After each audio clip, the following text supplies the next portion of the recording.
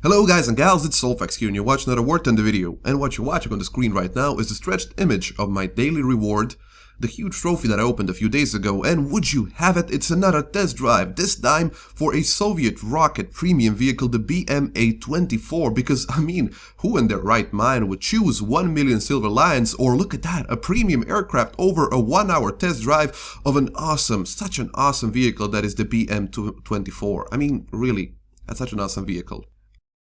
Oh, Gaijin, you so funny. Anyhow, I decided to put a crew in this thing just to see if we can somehow justify the absurd price tag of 3,850 golden eagles. So yeah, let's get in my first battle in this thing. So, first battle, Ash River map realistic battles, but before I start talking about the replay, let me just give you some information on this amazing vehicle that costs only 3,850 golden eagles. I mean, that's just an absurd amount of money. How do they justify that price? Well, I will tell you. So, some specifications about this vehicle. Like I said, it's the first Russian premium rocket vehicle in the game. It stands at 2.3 battle rating. It is a tier 2 vehicle.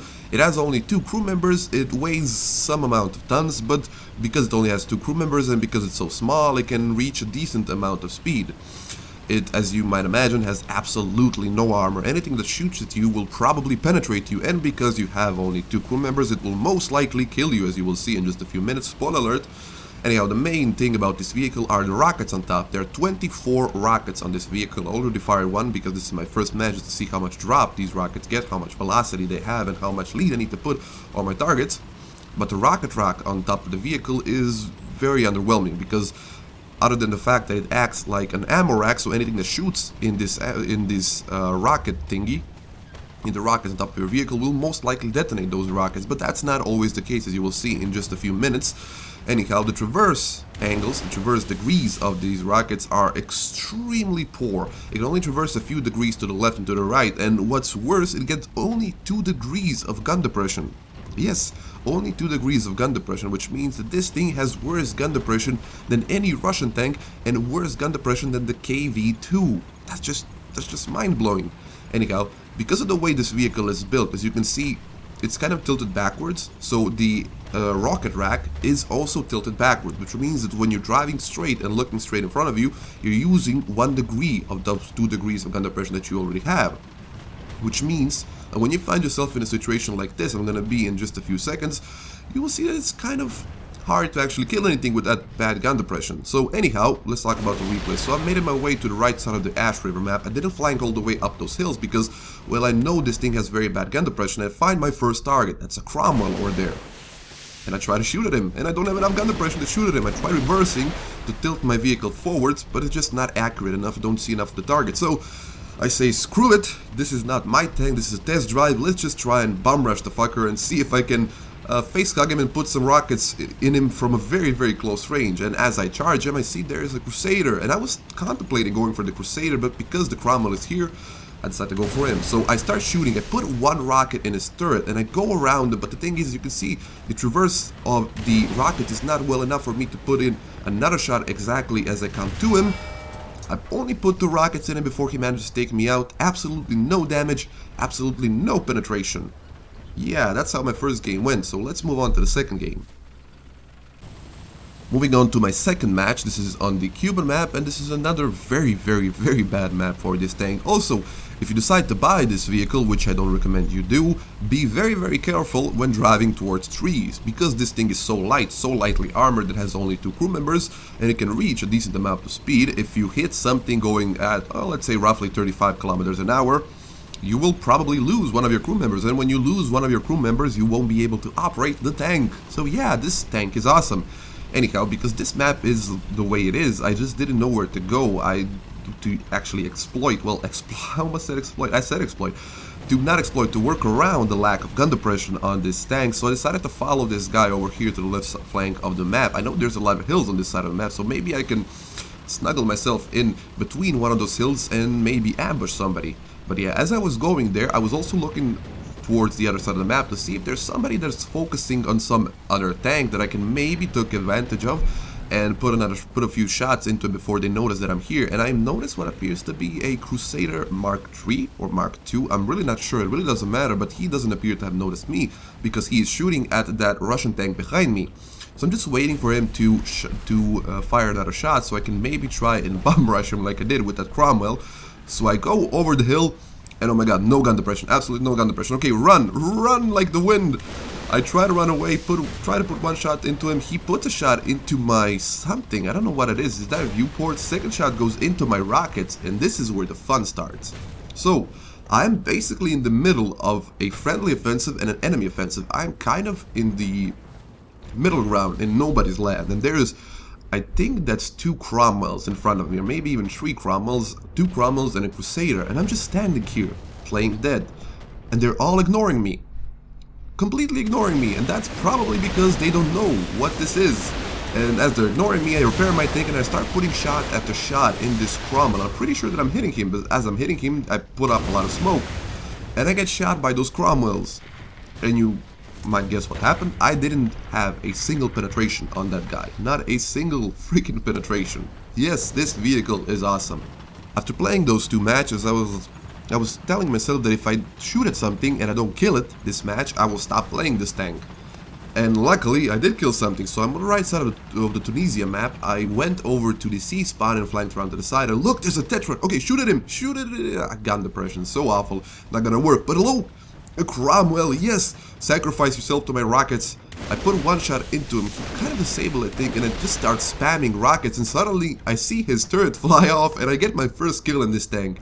And while this tank is a piece of shit, that moment when you kill something and the turret just goes flying off is extremely satisfactory. But there's no time to load because that Tetrarch Mark 1 is still around here somewhere. He's gotta be around here somewhere. If he didn't notice me when he was crossing by, he probably did notice that Cromwell blow up, so he's probably gonna be looking around. So I make my way forward to see if I can spot him, and oh no, okay, there he is. Okay, take aim, please, take aim. Oh, the traverse, the depression.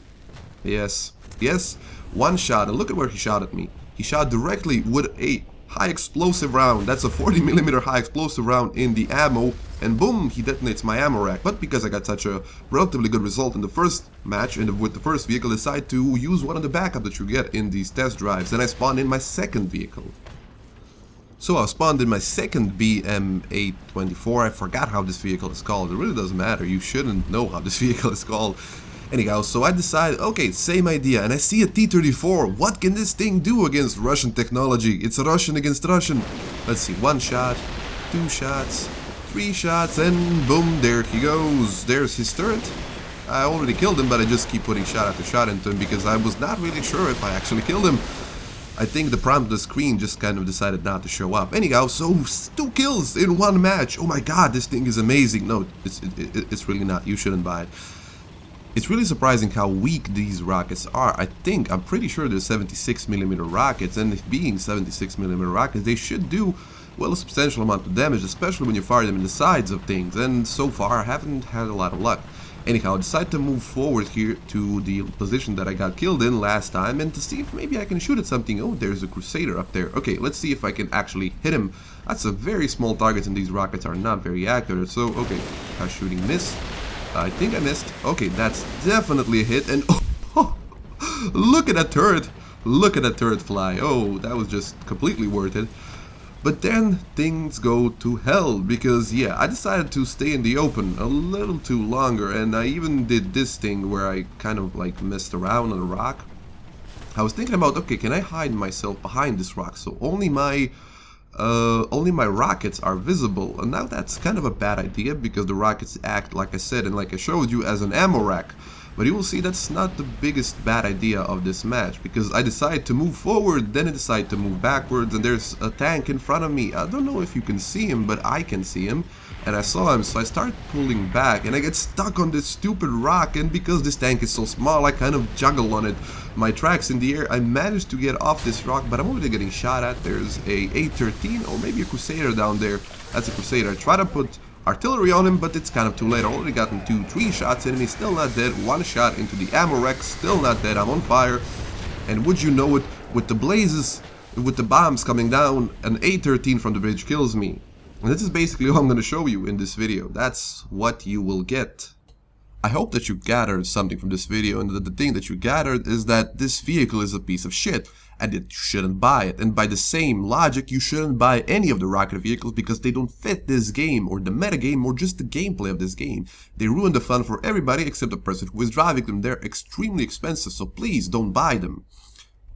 Furthermore, don't buy any of the premium vehicles unless they're on very big discount, because you're just reinforcing the idea that Gaijin has about its users, that we are complete idiots that will buy anything that you shovel out, especially when it's tank like the T-34-100, but I'm not gonna get into that. The bottom line, the point of this video is that the test drives, the replacement of the double XP bonus for first game of every nation, is the worst thing that has happened to War Thunder since its release. And I just hope that you don't see one of these vehicles, that you don't get a test drive around this vehicle and buy this vehicle. Please don't do it. Please. Okay, yeah. Anyhow, my name has been Soulfax. Hope you enjoyed this video, and I will see you next time with a very different kind of video. So yeah, until then, enjoy. See ya.